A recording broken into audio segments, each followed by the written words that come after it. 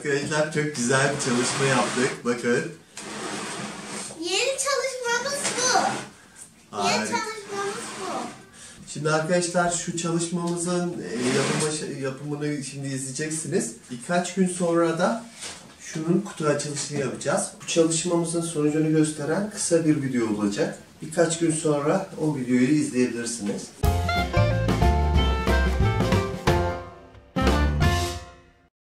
Arkadaşlar videolarımızda görsel olarak bütün detayları gösteriyoruz. Ama yine de daha açıklayıcı olması için bazı adımlarda seslendirme ekleyeceğim. Bu şekilde daha anlaşılır olacağını düşünüyorum. Kesilmesi kolay olduğu için ince kontrplak kullanacağım. Şeffaf mika tarzı malzeme de kullanabilirsiniz. Şeffaf malzeme bu çalışmada daha kullanışlı olabilir.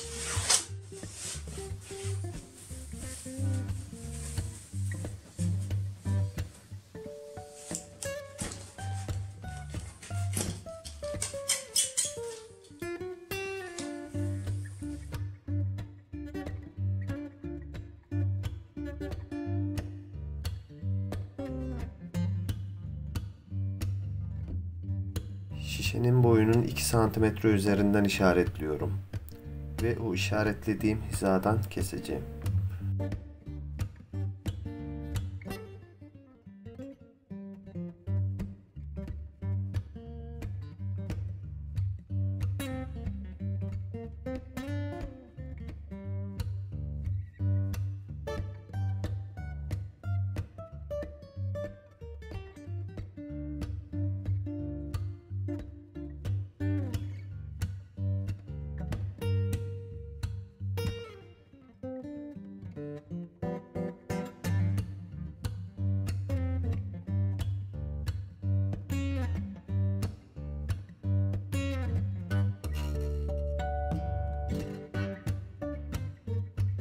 Kötü bir sürprizle karşılaşmamak için iyice batlamanızı öneririm.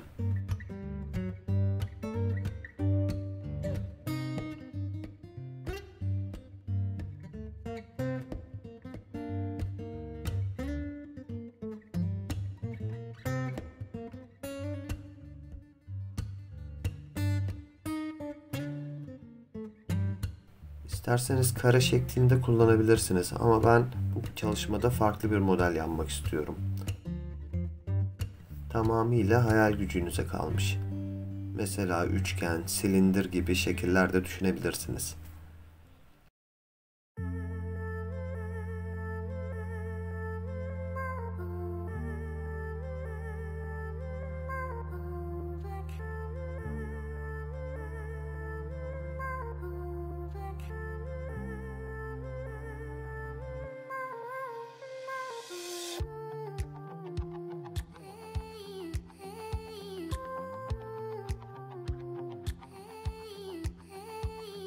Şimdi harcımızı hazırlayacağız. Harç miktarı şişenin ve kalıbın büyüklüğüne göre değişiklik gösterir. Harcın yetmemesi halinde ilave olarak yeniden harç hazırlayabilirsiniz. En ideali eşit miktarda çimento ve kum kullanmak diyebilirim. ve özellikle ince kum kullanın.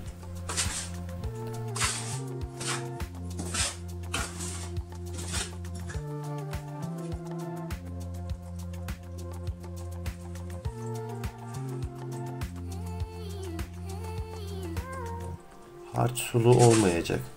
Bu nedenle suyu azar azar ekleyerek kıvamını sağlamaya çalışın.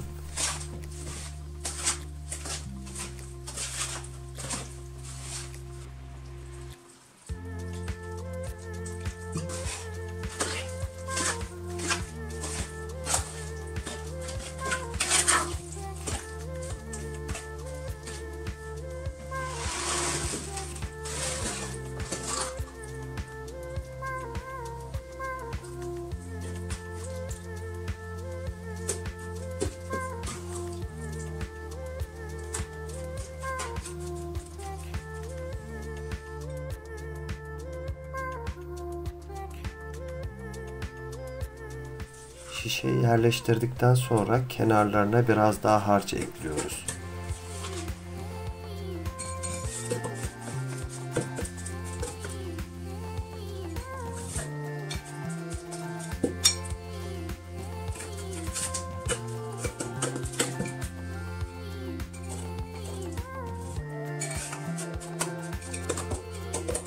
Düz bir yüzey yanmaya çalışmayın.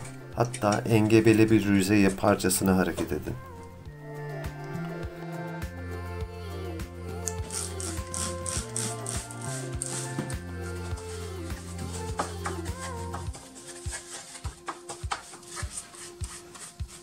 Sulandırılmış akrilik boya ile doğal görünümlü katmanlar oluşturmaya çalıştım. Özellikle kenarlara fırça ile dokunuşlar yaptım. Ama isterseniz bu adımı atlayabilirsiniz.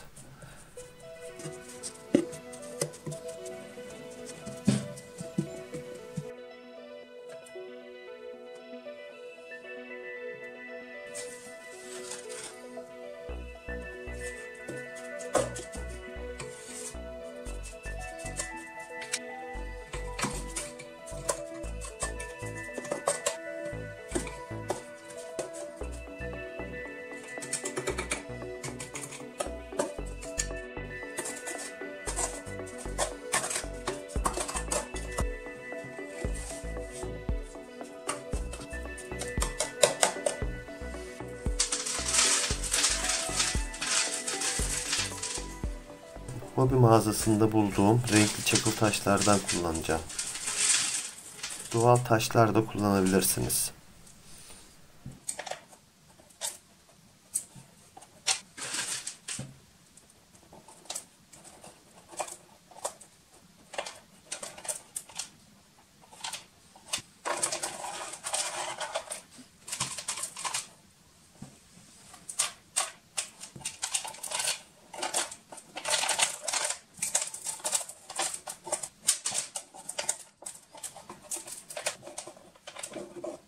Taşları gelişigüzel yerleştiriyorum.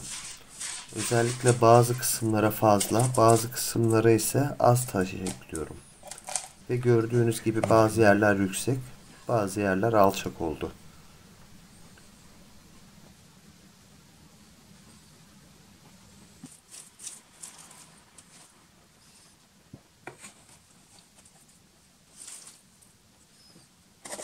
Kullanmakta olduğunuz harç çalışma esnasında bekledikçe sertleşebilir. Bu nedenle biraz hızlı hareket etmek gerekir. Harcın sertleşmesi halinde biraz su ekleyerek karıştırmak gerekir.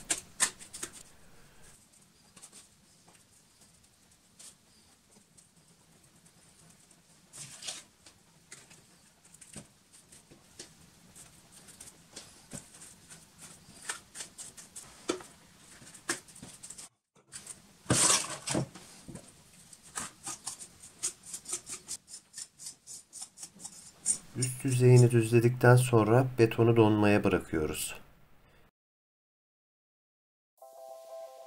Bir gün sonra dış kalıbını açabilirsiniz. Kalıbı çıkardıktan sonra da bir gün bekletin.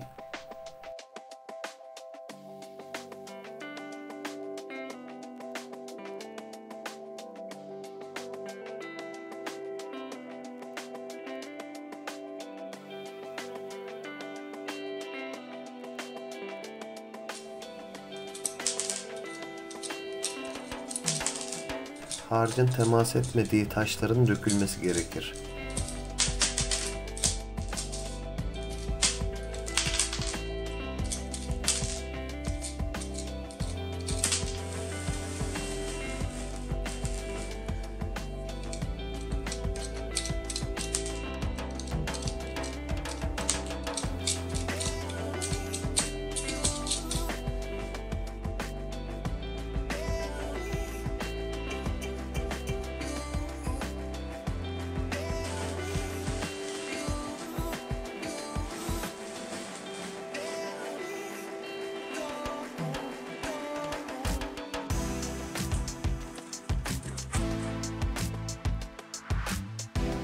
Taşların rengine yakın bir boya ile yarık ve çatlakların içini boyayabilirsiniz.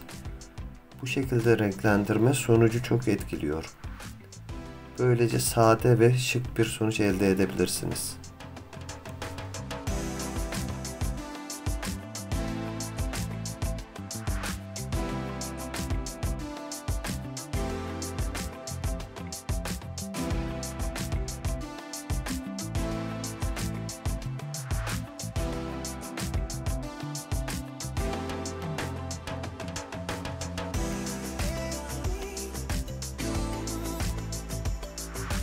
Arkadaşlar, bir dahaki paylaşımımızda videonun başında gösterdiğimiz kare şeklindeki diğer çalışmanın sonucunu göstereceğiz. Kısa bir video paylaşacağız. O videomuzda Neslihan ile yeni çalışmamızın kutu açılışını yapmış olacağız. O çalışmaya bazı küçük farklılıklar kattık ve beğeneceğinizi umuyoruz. Videomuzu beğenmeyi ve düşüncelerinizi yorum şeklinde yazmayı unutmayın.